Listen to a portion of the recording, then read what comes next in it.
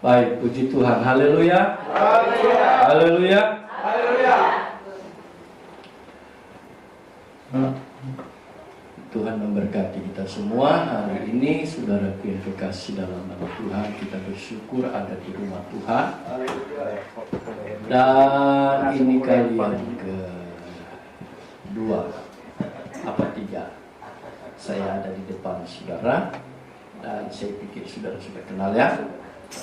Ya, Tuhan memberkati kita semua. Saya tidak pernah, nama saya tidak pernah berubah tetap sama.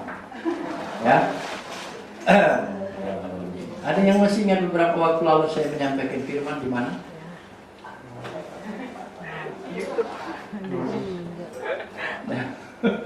Ya, puji Tuhan. Waktu itu saya sampaikan bahwa gaya cara hidup anak-anak Tuhan di Efesus pasal 5 ayat 15. Nah, hari ini saya ada di tempat ini, saya double. Saya bukan cuma diutus oleh Tuhan, saya bukan cuma diundang oleh gembala saudara, tapi saya membawa misi. Saya ditugaskan oleh majelis wilayah, dan saya harus dengar semua pimpinan. Begitu saya disuruh tugas, saya tugas. Termasuk gembala saudara adalah pimpinan saya, karena dia adalah bendahara di wilayah. Ketika pertemuan wilayah, oke, siap. Jadi saya bukan cuma menyampaikan firman, saya disuruh oleh Tuhan atau dipercayakan oleh gembala, tapi saya juga bawa misi dari wilayah untuk melayani saudara dengan firman Tuhan pada pagi hari ini. Jadi saudara jangan lihat saya, lihat siapa yang di belakang saya. Di belakang saya itu ada Bapak Gembala saudara, karena ada ketua sekretaris bendahara. Saya cuma pion, saya cuma menyampaikan firman. Amin. Nah, puji Tuhan saudaraku yang kekasih dalam nama Tuhan. Ketika kita terus berjalan dengan Tuhan, maka dalam hidup kita itu tidak ada yang kebetulan. Semuanya Tuhan sudah atur. Amin. Dan saya terlalu yakin bahwa apa yang terjadi, apa yang kita alami hari ini adalah bagian daripada karya Tuhan. Termasuk apa yang saya mau sampaikan bagi saudara dan saya. Nah, saudaraku yang kekasih dalam nama Tuhan, ketika kita membaca firman yang dibaca oleh menjadi jemaat Tuhan di tempat ini, saudaraku yang kekasih, saya cuma bisa berkata amin, terima kasih. Bahwa bagaimana kita melihat saudaraku tadi, Ezra, dalam bangsa yang dipilih oleh Tuhan, bangsa pilihan Tuhan, yang seharusnya mereka terus menempatkan diri, berkenan dan melakukan apa yang Tuhan mau. Tapi kenyataannya di ayat-ayat yang pertama, bangsa itu tidak melakukan firman.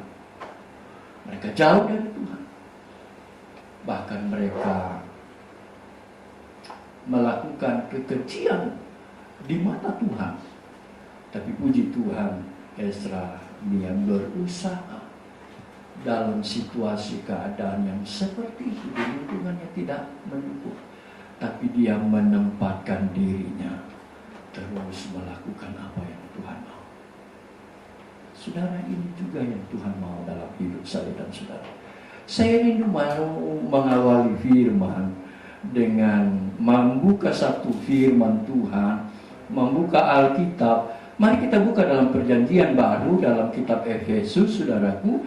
Kalau beberapa waktu yang lalu saya bicara tentang Efesus pasal 5 ayat 15, mari kita maju satu pasal, Efesus pasal 6 ayat yang ke-10. Saya mulai dari bagian ini dulu, saudaraku yang kekasih. Efesus pasal 6 ayat 10. Sudah dapat, katakan amin. Amin. Amin. Mari kita baca sama-sama ayat itu. Efesus pasal 6 ayat yang ke-10. Sudah dapat? Mari kita baca sama-sama. 1, 2, 3. Akhirnya hendaklah kamu kuat dalam Tuhan, di dalam kekuatan kuasa-Nya. Sekali lagi, akhirnya hendaklah kamu kuat dalam Tuhan, di dalam kekuatan kuasa-Nya. Saudara yang kekasih dalam nama Tuhan Yesus, Paulus bilang sama jemaat yang ada di Efesus. Akhirnya setelah dia rentet semua, dia bilang, akhirnya hendaklah kamu kuat. Dan ini juga datang kepada saya dan saudara-saudaraku yang kekasih dalam nama Tuhan Yesus, jemaat Eklesia, hendaklah kamu kuat. Amin. Kenapa kita harus kuat? Karena sekarang ini saudaraku, saya dan saudara seperti Ezra itu. Kita hidup dalam lingkungan yang tidak mendukung kita untuk menempatkan diri kita dengan Tuhan benar.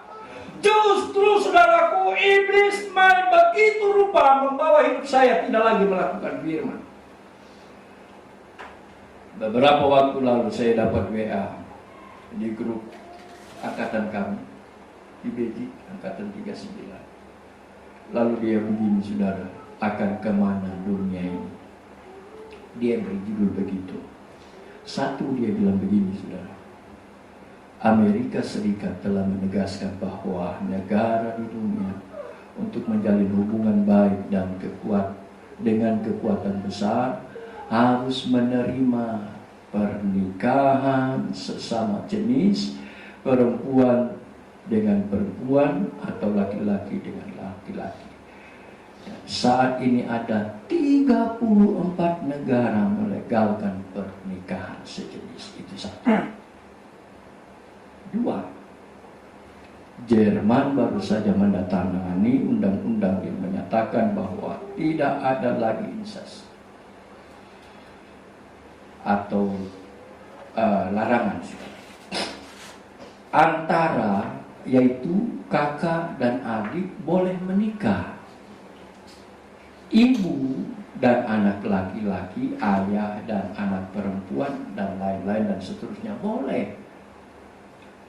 Nah, ada beberapa poin di sana, saudaraku yang kekasih, tapi saya mau lompat saja kepada poin yang saya pikir, wah. 7.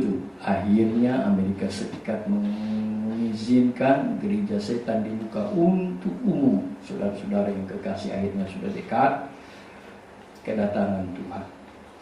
Mana itu yang terakhir saya mau bacakan buat saudara. Nah, ini bagian yang keempat. Ini benar-benar Tuhan semua datang. Kanada telah mengizinkan kebinatangan seks dengan hewan. Mau kemana dunia ini kalau sebegini? Dan ini kenyataan. Ini ada hari-hari. Kanada sudah melegalkan, tidak ada lagi hukum, tidak akan dilarang lagi, bahkan boleh dipertontonkan kalau manusia suka sama binatang. Nah, makanya Paulus dalam bagian ini dia berkata, akhirnya saudara-saudaraku yang kekasih dalam nama Tuhan, hendaklah kamu kuat di dalam Tuhan. Amin. Dunia yang saya dan saudara sekarang ada tidak seperti sekarang kita lihat, oh aman-aman, tidak, saudaraku. Alkitab bilang dunia sementara menuju kehancuran. Iblis dia tahu waktunya tidak lama lagi. Dan sasarannya, saudaraku yang kekasih dalam nama Tuhan, sasaran iblis itu bukan Raffi Ahmad yang banyak doi. Sasarannya bukan orang-orang yang tidur empuk, tidak. Sasarannya bukan orang-orang yang cantik, yang ganteng, yang putih, yang hitam, tidak, saudaraku. Tapi jelas firman Tuhan, Petrus bilang, iblis dia cari orang yang menaruh hidupnya berkenan kepada Tuhan, titik. Tidak ada yang lain. Itu sasaran iblis. Dia mau saya dan saudara tidak melakukan firman. Artinya saya mempersempit sasaran iblis hari-hari ini, saudaraku, saya dan saudara. Tidak ada yang lain, saya dan saudara yang selalu ada dalam hadirat Tuhan. Itu sebabnya Paulus bilang akhirnya, saudaraku, hendaklah kamu kuat dalam Tuhan. Kuat, saudaraku. Saya coba-coba cari, saudaraku, kata kuat itu, saudara, dalam kamus KBBI, saudaraku. Kuat itu yang pertama banyak tenaga, tahan, tidak mudah goyah, mampu dan kuasa, mempunyai keunggulan, itu kuat. Saudaraku yang kekasih dalam nama Tuhan Yesus, Paulus cuma bilang, Bapak Ibu yang kekasih, saudara-saudaraku, kuat kamu dalam Tuhan. Kuat saya dalam Tuhan, saudara. Kuat kita dalam Tuhan. Kenapa? Hari-hari ini memang iblis lagi gencar untuk membuat saya dan saudara kuat kita tidak lagi tahan, saudaraku. Ada banyak anak-anak Tuhan sekarang tidak tahan. Bahkan saya selalu bilang sama teman-teman hamba Tuhan, kita ini hamba-hamba Tuhan. Kalau cuma masalah makan, kita sudah terlatih. Setiap minggu minimal 1 kali kita puasa. Kalau cuma makan, kita sudah terlatih. Anak saya biar cuma nasi dengan telur, selesai.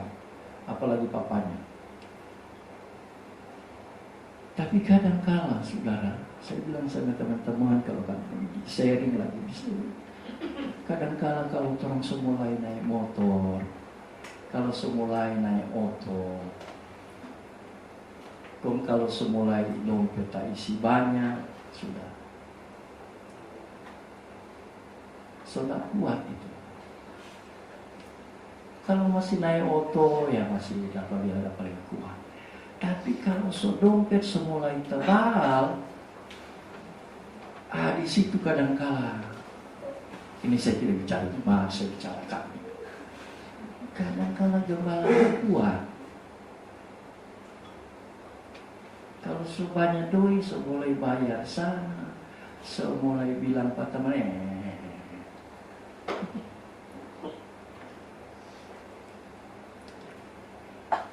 Satu waktu, saudaraku yang kekasih dalam nama Tuhan, ini kejadian 3 atau 4 tahun yang lalu.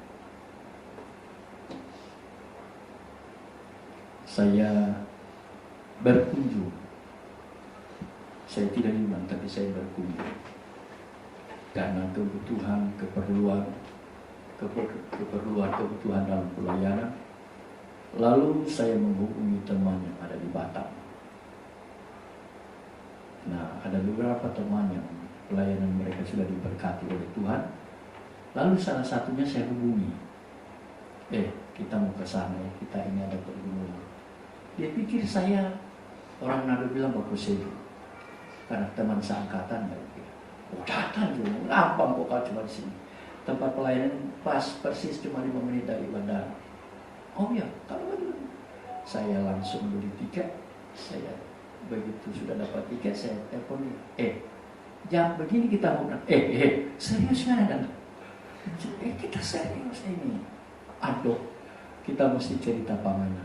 Dan dengan mau cerita bagaimana langsung beli tiket. Ya sudah, apa jalan dulu. Saudara yang kekasih, bukan perjalanannya ke sana yang saya mau cerita. Bukan tentang lalu saya di sana. Oleh teman ini saya dijumpakan dengan beberapa teman. Hari Minggu saya melayani, kemudian saya minta izin waktu itu cuma 2 minggu sampai kembali. Lalu sampai di sana, rupanya ada teman satu angkatan karena lewat media Facebook. Saya ada teman di sana namanya Pendeta Yohanes Sia, GBI dia. Diajak saya makan setelah pelayanan di hari Minggu. Ibadah kedua sore, lalu kami makan. Nah, dia yang posting. Nah, teman saya yang ada kurang lebih 3,5 jam dari Batam, namanya Pulau Burung. Itu namanya Pendeta Yohanes Salko. Satu angkatan. Dia telepon saya. Bro, pilih-pilih bro ini. Kita kan seangkatan. Kalau berjuang jangan cuma di kota. Maju dong ke sini, datang sini. Saya bilang, bro, kita ini minta izin cuma 2 minggu pengumuman. Itu gampang. Jadi saya bilang, tunggu. Saya coba hubungi istrinya, boleh. Saya bilang, ya boleh dan kalau begitu. Berangkat dari Batam, dia mulai arahkan saya. Pergi di pelabuhan ini, naik speed ini, nanti berhenti pertama, berhenti kedua, nanti berhenti di pulau. Sudah di situ. Singkat cerita saya pergilah. Hari Sabtu saya jalan. Sabtu pagi saya jalan.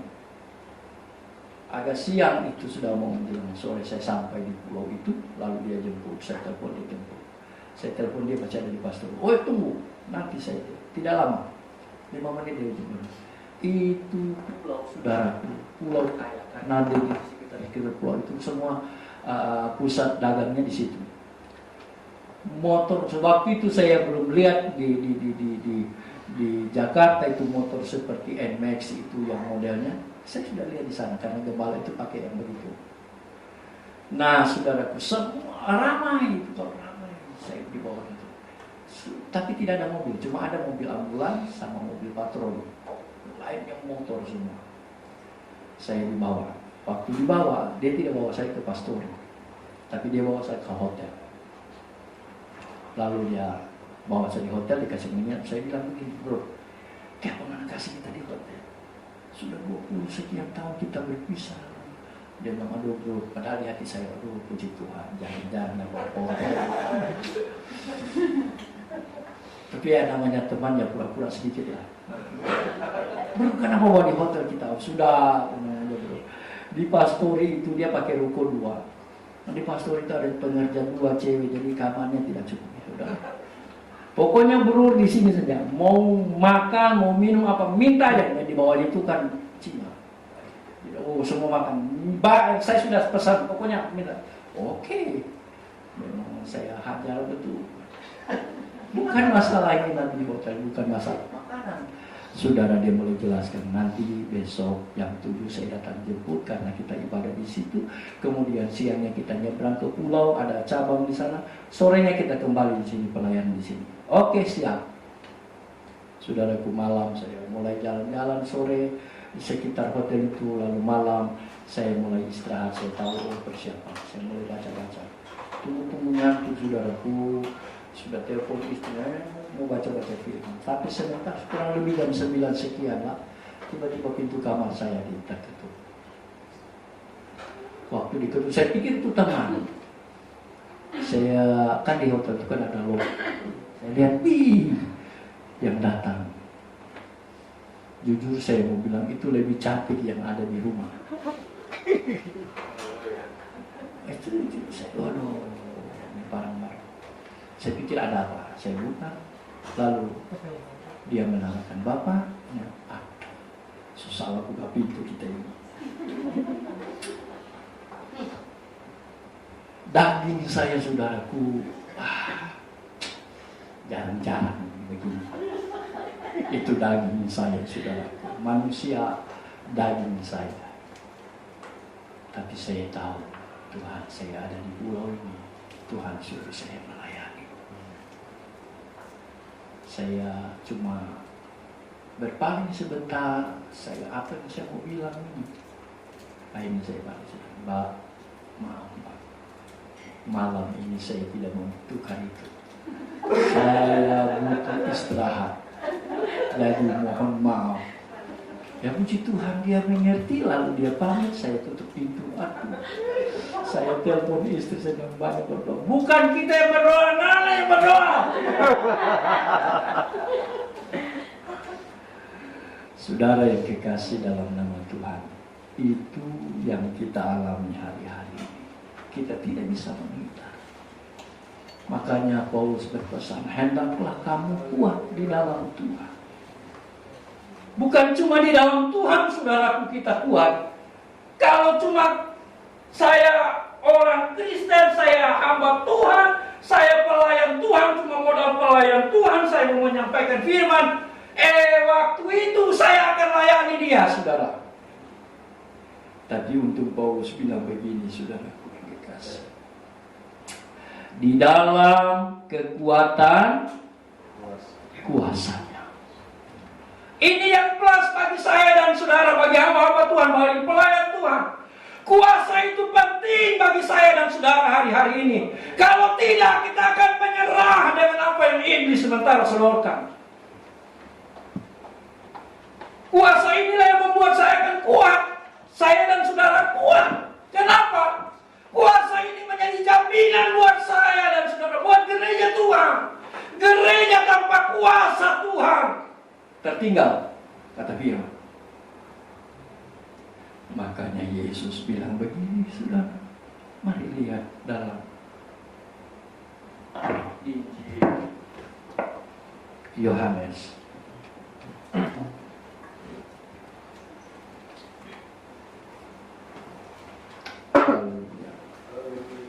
Injil Yohanes bilang begini, saudara. Injil Yohanes pasal yang ke-16. Injil Yohanes pasal 14 maksud saya. Mari lihat ayat yang ke-15. Lembaga Alkitab berjudul Yesus menjanjikan penghibur. Ayat 15 dia bilang begini. Jikalau kamu mengasihi aku, kamu akan menuruti segala perintahku. Dia tidak bilang satu-satu, tapi semua, segala. Ayat 16. Aku akan minta kepada Bapa, dan ia akan memberikan kepadamu seorang penolong yang lain, supaya ia menyertai kamu selama-lamanya. Yesus bilang begini, lebih baik aku pergi kepada Bapa, supaya penolong, Parakletos dalam bahasa kita, dia datang, dia menjadi jaminan buat saya dan saudara. Makanya dalam Filipi pasal 1 ayat 13 dia bilang, ketika kamu percaya kepada Yesus, kita dimeteraikan oleh Roh itu. Kita dimeteraikan itu bukan dipenuhkan, saudaraku. Dimeteraikan, saudara, kalau punya, saya dan saudara punya rumah, punya sebidang tanah, terus ada sertifikat. Kalau tidak ada meterai di situ, tidak sah. Kita kalau bikin satu perjanjian, kemudian kita harus beli meterai, entah kan 6.000 atau 10.000, itu baru sah itu. Nah, ayat itu bilang waktu kita percaya kepada Kristus, waktu kita percaya kepada Yesus, kita dimeteraikan oleh Roh Kudus, bukan dipenuhkan. Kekasih dalam nama Tuhan, waktu saya dan saudara percaya kepada Kristus, Roh Kudus itu sudah menjadi bagian saya dan saudara. Tapi tapi tugas saya dan tugas gereja Tuhan, saudara saya dan saudara harus mengerjakan firman, melakukan firman. Firman bilang begini, hendaklah kamu kuat dengan kekuatan kuasanya. Kuasa inilah yang kita perlu beri dia ruang bekerja bagi diri saya dan saudara, bagi gereja Tuhan, supaya melihat karya-karya Tuhan yang besar. Kita sudah punya Roh Kudus. Tapi Paulus bilang, saudaraku, dalam Kisah pasal 1, pasal 2, lalu dia uraikan dalam 1 Korintus pasal 12, saudaraku. Dia mau supaya saya dan saudara bukan saja kita dimeteraikan oleh Roh Kudus, tapi kita berusaha supaya kita dipenuhkan oleh Roh Kudus. Bukan cuma dipenuhkan oleh Roh Kudus. Kalau Korintus bilang, dia bilang, berusahalah gereja Tuhan untuk memperoleh karunia-karunia itu, saudara. Itu kuasa. Jadi gereja, saudaraku yang kekasih dalam nama Tuhan Yesus, gereja yang hidup, gereja yang mengalami jamahan tangan Tuhan. Yang kita kenal itu kegerakan kuasa Roh Kudus mulai Yesus Sastri dan seterusnya sampai pionir-pionir gereja. Ketika mereka, saudara, di Manado ada pernah terjadi, kampung itu tidak punya air. Hamba Tuhan yang penuh dengan Roh Kudus berdoa, tapi tiba-tiba air itu muncul. Saudara yang kekasih dalam nama Tuhan, gereja harus penuh, gereja harus benar-benar hidup dalam kuasa yang dijanjikan itu. Kita bukan cuma hidup dalam kebenaran firman, tapi kita hidup dengan pimpinan kuasa Roh Kudus. Makanya dalam kitab Wahyu dia bilang, saudaraku, itu kuasa kegelapan itu, saudara, dia akan bekerja, tapi dia gambarkan di sana ada sepasang sayap burung nasar yang datang mengangkat anak-anak Tuhan. Itu bicara tentang firman dan Roh Kudus. Haleluya. Sehingga naga itu tidak bisa menghancurkan gereja. Makanya Paulus bilang, saudaraku, jemaat Tuhan kuat dalam Tuhan, kuat dalam pengajaran, kuat dalam firman, kuat dalam kekuatan, dalam apa yang sudah Tuhan tahu. Tapi jangan lupa, gereja Tuhan harus kuat juga dengan roh, hidup dalam roh itu.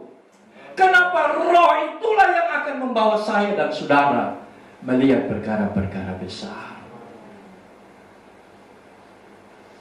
Bahkan lebih hebat lagi, saudaraku yang kekasih dalam nama Tuhan, pekerjaan roh ini, saudara, luar biasa. Bukan cuma hal-hal yang kelihatan, tapi ada hal-hal yang tidak kelihatan. Roh Kudus bisa singkapkan buat saya dan saudara. Coba lihat dalam kitab Roma. Saya singkat saja, saudara yang kekasih. Kitab Roma dia bilang begini, itu hebatnya Roh Kudus bagi saya dan saudara. Dia bukan cuma menjadi jaminan, tapi dia benar-benar menjadi kebutuhan gereja Tuhan hari-hari. Roma pasal 8 ayat yang ke-26 ini. Demikian juga Roh Kudus itu membantu kita dalam, saudara, Roh Kudus itu membantu kita dalam kelemahan kita. Saya mau tanya saudara, siapa yang tahu kelemahan saudara? Siapa yang tahu kelemahan saya? Istri saya, betul. Istri saya betul tahu. Bapak gimana saudara? Suami istri sekian lama berumah tangga, saudara. Ada bagian-bagian yang makanan apa yang saya suka, istri saya tahu. Makanan apa yang saya tidak suka, istri saya tahu. Apa yang harus dia sajikan setiap pagi, dia tahu. Tapi ada bagian-bagian yang istri saya tidak tahu. Walaupun saya sudah berumah tangga 25 mau masuk 26 tahun, ada bagian-bagian yang paling dalam, ada masa lalu saya yang saya tidak pernah cerita sama istri saya. Karena itu bisa saja melukai dia. Ada kelemahan-kelemahan saya. Istri saya secara disiplin dia tahu dan saya cerita. Tapi ayat ini dia bilang, Roh itu dia membantu saya dan saudara dalam kelemahan. Roh Kudus tahu saya tidak mampu menghadapi cewek-cewek yang cantik kalau menggoda saya. Tapi waktu dia datang, saudaraku, saya mengerti kelemahan saya di tempat ini. Saya tutup pintu lalu saya bilang, Tuhan, Engkau tahu kelemahan saya. Mari tolong saya. Saudara tahu di bagian-bagian mana saudara lemah. Mungkin engkau lemah di bagian emosi, tidak bisa orang salib. Saudara akan layani dia. Oh, memang cuma kamu yang tahu balap. Saya juga tahu balap. Saudara bagian itu saudara lemah. Mungkin di rumah tangga kita selalu pukul istri. Mungkin di rumah tangga selalu kita tendang suami. Anak-anak kita buat. Saudara bagian itu lemah. minta sama Roh Kudus, Roh Kudus. Bagian ini saya lemah. Hanya Roh Kudus yang mampu. Tidak ada. Roh Kudus dia mampu benar. Kita belajar firman. Firman membekali kita. Tapi bagian Roh Kudus yang tidak mampu kita jamah, Roh Kudus mampu. Karena dia jaminan buat saya dan saudara. Nah kalau begitu, kenapa gereja Tuhan tidak memberikan ruang lebih banyak bagi Roh Kudus bekerja? Haleluya. Saya punya banyak pengalaman dengan kuasa Roh Kudus. Saya tidak pernah mengutarakan, tapi saya cuma bilang, Roh Kudus, Tuhan tahu, Tuhan mengerti. Saya tidak bermaksud menjelekkan. Saya tidak bermaksud untuk ini tidak. Saya cuma mau cerita tentang Roh Kudus. Saudara istri saya, waktu kami menikah, luar biasa. Saudaraku waktu menikah, saya terima kasih Tuhan. Tuhan kasih saya istri yang luar biasa. Istri saya itu pintar sekali, pintar nama, pintar sekali nama. Itu orang ngadep, luar biasa nabungnya. Cuma nabungnya bukan di mall, di bank, tapi di mall. Kalau ada berkat sedikit, dulu itu masih di Bintaro Plaza itu top. Ke Bintaro Plaza, jalan Bintaro Plaza. Lihat model baru, boleh tuh. Lihat tas baru, boleh tuh. Kalau kasih tahu, dia lebih tensi lebih naik. Ini mungkin sepele, tapi saya cuma bilang Tuhan, Roh Kudus, jawab. Roh Kudus buat dia mengerti. Roh Kudus dia buat dia tahu ini pelayanan. Ini kadang ada, ini kadang tidak. Sebab kalau saya yang kasih tahu, perang itu. Sudah tahu kalau mana saudara, tapi mau apa ke dia, mau Manado, mau Ambon, mau Pilihan, mau Batak. Kalau Roh Kudus yang jamah, tepar dia. Ya. Kalau Roh Kudus bekerja, hal yang tidak mungkin itu firman bilang, itu mungkin. Satu waktu saudaraku yang kekasih, itu Roh Kudus punya kerja. Istri saya mau kembali ke sekolah kita. Waktu itu dia masuk sekolah, tapi pelayanan kami masih di Geraha Bunga. Gembala saya itu di Bintaro, pendeta Amerika Rebaya almarhum waktu masih hidup. Nah, namanya gembala, kadang-kadang saya pergi ke sana biar cuma di bawah pohon dulu. Dia sudah mengerti, kadang-kadang dia kasih berkat. Waktu itu istri saya, dia hari Jumat, karena sekolah di Cianjur, hari Jumat saya jemput pakai motor, lalu pulang. Hari Minggu sore balik dengan membawa berkas-berkas. Nah, pelayanan waktu itu di Geraha Bunga, belum cukup menopang, tapi ya itulah. Nah, satu waktu Tuhan kehendaki kami, Tuhan izinkan memang tidak ada. Selesai jemaat ada satu keluarga yang biasa Tuhan pakai. Nah, hari itu tidak datang beribadah. Jadi ya kolekte, ya begitu. Nah, sorenya lupa bagaimana. Mau balik ke sekolah? Saya bilang tetap balik. Tapi balik, Tuhan pasti Tuhan tolong. Pikiran saya, nanti orang berjalan sehingga di gembala, pasti gembala mengerti. Kalau dia tidak mengerti, nanti kita kasih mengerti. Itu pikiran saya. Lalu sore sekitar jam 3 ya, jalanlah kami dari Geraha Bunga mampir Sejahtera, KBD Sejahtera Kota. Waktu mampir, Tanya sama kakak, Om ada? Baru saja keluar, adalah Tuhan. Baru keluar, baik duduk sebentar. Tapi waktu duduk sebentar, istri saya bilang, Pak, sudah ini bersama. Tunggu sedikit. Tunggu sedikit, tidak datang. Tapi kuat sekali perasaan itu. Tuhan tidak bicara sama saya, tapi di hati saya sepertinya duduk saja. Saya bilang sama istri, aduh duduk pas ini. Tunggu. Sejam ini besok malam. Aduh coba. Nah, waktu saya duduk, saya cuma duduk. Tuhan, cepat juga tuh kepala datang. Tapi sampai istri sudah. Kemudian saudaraku, waktu saya duduk tiba-tiba muncul orang Irian dari sana.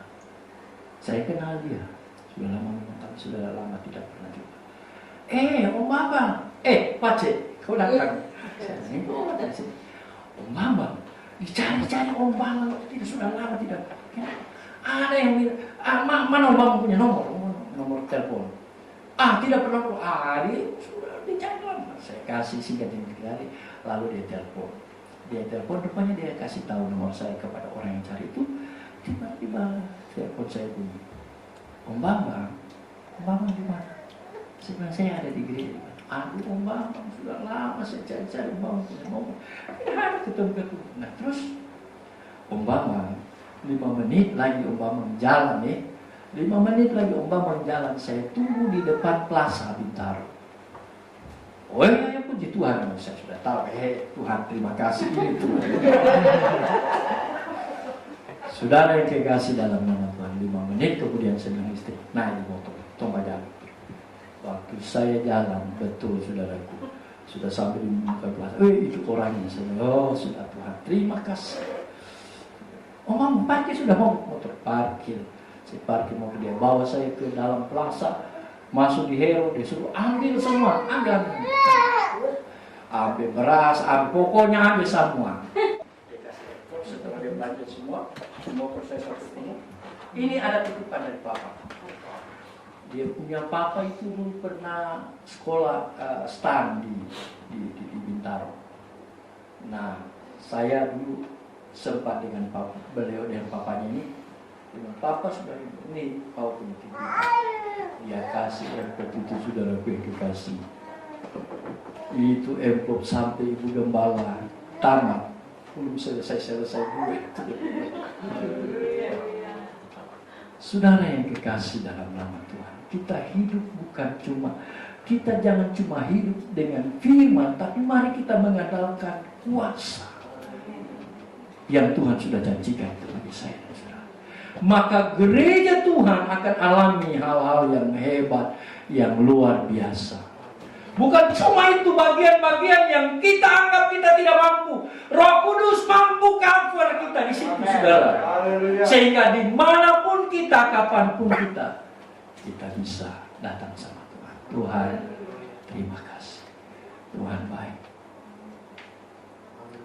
Kalau Esra pernah menangis melihat bangsanya yang tidak berkenan lagi kepada Tuhan, karena memang situasi keadaan begitu. Tapi Esra dia bawa hidupnya untuk melakukan dia. Saudara, memang di sekitar kita, di mana kita ada tinggal, kita tidak bisa menghindar, memang begitu adanya. Tapi mari melalui kekuatan kuasa Roh Kudus, kita bawa hidup kita terbakar terus berkenan kepada Tuhan. Waktu kita bawa hidup kita berkenan kepada Tuhan, maka hal-hal yang hebat, yang luar biasa Tuhan akan kerjakan dalam hidup saya, dalam rumah tangga kita, dalam pelayanan. 3 minggu, ya hampir 3 minggu, udah sampai 3 minggu, 2 minggu sekian lah. Tiba-tiba di tempat kami, tempat pelayanan saya juga ditelepon karena nomor yang tertera di apa itu, nomornya jemaat. Lalu jemaat telepon kami, Pak Gem bisa melayani kedukaan? Saya bilang bisa. Kapan? Hari ini, Hari, oh saya pikir dia punya kerabat, dia punya. Ternyata begitu singkat cerita dihubungi dia yang berduka itu hubungi saya. Pak saya ini, saya bisa ini. Oh bisa. Oh sekarang kami ada di lagi urus dinasanya di rumah sakit Tangerang. Bapak bisa melayani pelayanan duka. Saya bilang bisa. Namanya juga pelayanan, dipercayakan ya pelayanan. Oh ya nanti tunggu. Saya hubungi lagi. Ya selesai itu saya dengan istri langsung kontak, beres-beres, saya mandi. Karena nanti begitu dia hubungi kembali, dia bilang begini, saudara, Pak Pendeta bisa langsung saja ke Joglo, pemakaman Joglo. Oh, saudara. Jadi ini pelayanan langsung ke iya Pak. Ini pelayanan langsung dimakamkan karena jenazahnya begini. Saya mau tolak. Saya oke lah. Oleh saya bilang ini pelayanan betul-betul melayani Tuhan. Saya tidak kenal orangnya, orang yang hubungi saya juga tidak kenal. Semua tidak kenal. Tidak ada kenal. Lalu saya dengan istri pergi karena dia bilang jam 4 di Joglo. Saya pergi ke jam 4 di Joglo. So, jam 4 di sana. Dan jam 4 di sana belum datang-datang. Hubungi lagi, saya pikir hubungi dia bilang, iya Pak kami lagi OTW. Singkat cerita jam 5 jam 5 lebih baru muncul mayatnya. Singkat cerita waktu datang mayatnya, saya baru kenal, oh ini Pak Marga Purba. Bapak itu Purba. Lalu yang meninggal itu Situmeang, Situmeang apa? Oh ya, dia mulai cerita begini. Jadi begitu datang mayatnya, saya baru punya pengalaman memakamkan, menguburkan orang yang saya tidak kenal sama sekali pertama. Keluarganya juga tidak pernah. Yang kedua, baru pertama kali saya kubur orang paling besar, saudara. Itu petinya saja, begini 1 meter. Jadi datang dia punya mayat, saudaraku, dorong sudah ukur dari rumah sakit, cuma info begini satu. Datang mayat, mau tidak pas, tidak mau dilobang, jadi gali lagi. Nah begitu gali lagi, sudah pas, saudaraku, sudah pas. Karena dia berpesan harus kubur di atas mama papanya udah meninggal. Nah, jadi tidak terlalu dalam. Begitu nyampe, tidak pas, saya suruh gali lagi, kasih. Nah begitu digali, kita bawa 8 orang yang angka ASI, mungkin ada 10 meter. Itu tidak tahu berapa kali berhenti. Saya mau pergi bantu angkat, saya lihat dia punya opung, dia punya om yang di sebelah saya, dia tidak juga bergerak. Kan malu juga saya pendeta mau pergi tiba-tiba. Dia punya om sendiri, begini, bolong dia pakai barang.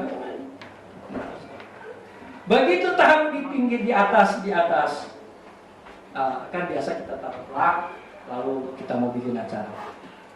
Baru saya mau berdiri begini, mau pimpin itu pemakaman, jebol. Itu tanah-tanah itu karena keberatan, jebol lagi, angkat lagi setengah mati. Saya bilang, lalu karena itu sudah setengah 6, sudah mati. Saya bilang sama keluarganya, mohon maaf saya kira-kira keluarga keberatan tidak kalau kita bikin acara ini mayatnya, karena situasi kondisi ini tidak memungkinkan. Taruh saja di bawah baru kita ibadah. Kalau begitu Pak Pendeta punya sudah serah saja. Sudah gali lagi, taruh saja di dalam. Begitu taruh di dalam, cuma begini dari tanah itu untuk dia naik cuma mungkin segini, 5 cm lah. Itu sisanya. Jadi tinggal tabung dengan tanah. Saya pikir kalau kita tidak mulai malam, mari kita mulai saja. Mulailah misalnya. Saudaraku yang kekasih, saya mau bilang begini, apa yang Tuhan taruh di hati kita, kerjakan saja saudara. Saya tidak kenal orang itu, saya tidak kenal keluarganya, saya tidak kenal. Tapi saya hamba Tuhan. Ketika diundang, saya kerjakan itu dengan sukacita. Saya layani saja. Saya pulang malam, saudara. Tapi saudara tahu, saya makamkan itu minggu yang lalu, saudara. Tiba-tiba waktu kami beribadah, Tuhan bawa jiwa. Tuhan taruh jiwa satu keluarga. Dan mereka bersaksi lalu bilang, semoga jemaat Tuhan menerima kami.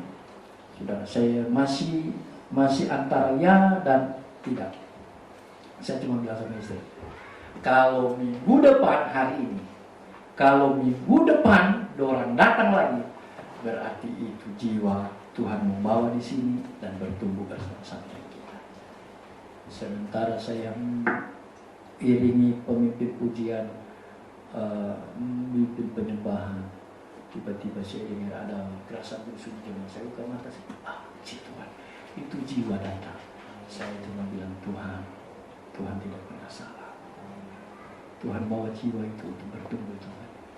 Jadi apa yang saudara Tuhan percayakan kepada kita, kerjakan itu sungguh-sungguh ya Tuhan. Kerjakanlah, kita bilang untuk Tuhan, bukan untuk gembala. Sebab gembala itu dia sudah punya bagian sendiri dengan Tuhan. Kami gembala, saudara, punya bagian sendiri dengan Tuhan. Jangan berpikir jemaat kasih makan gembala, tidak. Gembala itu Tuhan yang kasih makan. Jemaat Tuhan jangan berpikir kami nggak makan karena ada perpuluhan, ada persembahan, tidak. Tuhan yang kasih makan, Tuhan. Tempat pelayanan kami tidak terlalu besar seperti ini. Persembahan jemaat berapa? Tidak. Saya bilang sama jemaat, kali sajalah kalian, hitung sajalah. Itu berkat Tuhan. Tapi selama kami melayani, mau ibadah, mau habis ibadah saja orang, itu kami makan. Saya bilang, makan saja jemaat Tuhan. Saya tidak hitung-hitungan, tapi saya mau buka jemaat punya pikiran. Jangan berpikir kami ada karena jemaat, tidak. Jemaat ada, jemaat setia, jemaat tidak setia. Kami gembala tetap melakukan apa yang Tuhan percayakan bagi kami. Tapi waktu kita kerjakan itu, Tuhan, upah kita besar.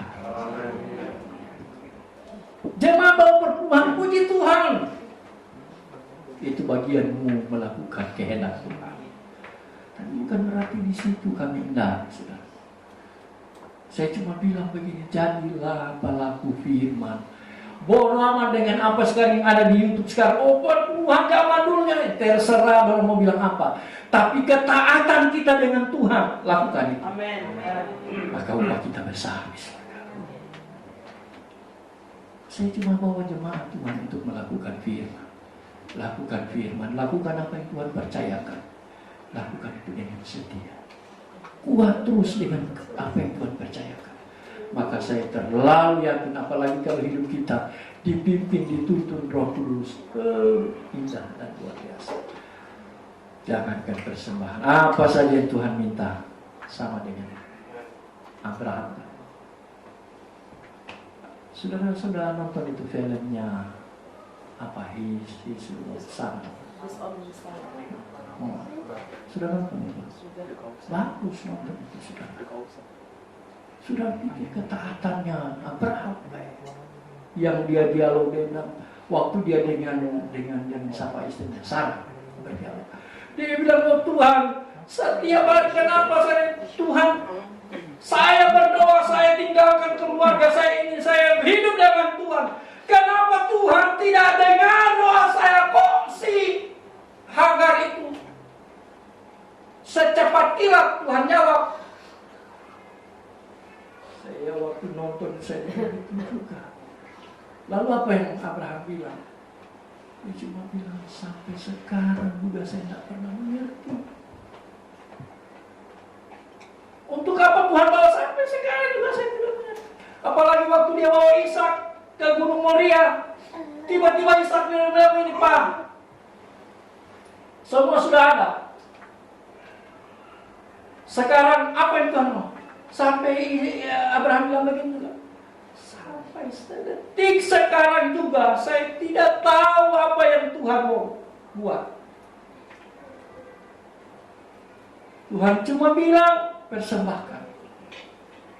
Sampai dia bilang begini, setiap langkah waktu meninggalkan rumah sampai di Gunung Moria ini, setiap langkah saya cuma bertanya, Tuhan kenapa? Tuhan kenapa? Tuhan kenapa? Tapi karena itu perintah Tuhan, saya lakukan. Saya cuma bilang, Tuhan, betul juga. Lakukan saja apa yang Tuhan mau. Selanjutnya itu Tuhan punya urusan. Kalau Roh Kudus tetapkan, Roh Kudus dorong saudara kerjakan itu, lakukan saja. Yang berikutnya biar Tuhan punya karya yang bekerja dalam hidup kita. Kalau itu kita akan buat, maka kita akan melihat luar biasa Tuhan bekerja. Amin. So lama ini. Saya mau habis so lama ini, saudara. Ini mau buka jurusnya umatan kalau begini. Nah, mari saya singkat saja saudaraku, indikasi ayat yang ke-11, kenakanlah seluruh perlengkapan senjata Allah supaya kamu dapat bertahan melawan tipu musuh iblis. Kenakan seluruh perlengkapan senjata Allah. Kalau sudah baca terus ini ayat, maka dia puji dengan kuasa Tuhan. Itu Roh Kudus. Itu kuncinya bagi saya dan saudara. Mari kita hidup mengandalkan kuasa Tuhan, supaya hidup kita betul-betul kita punya kemampuan menempatkan hidup kita melakukan firman. Bukan saja melakukan firman, tapi hidup kita dituntun oleh kuasa Roh Kudus itu. Maka itulah hidup yang berkenan kepada Tuhan. Amin. Tuhan memberkati kita. Mari pemain musik saya rindu kita menyanyikan pujian, satu pujian.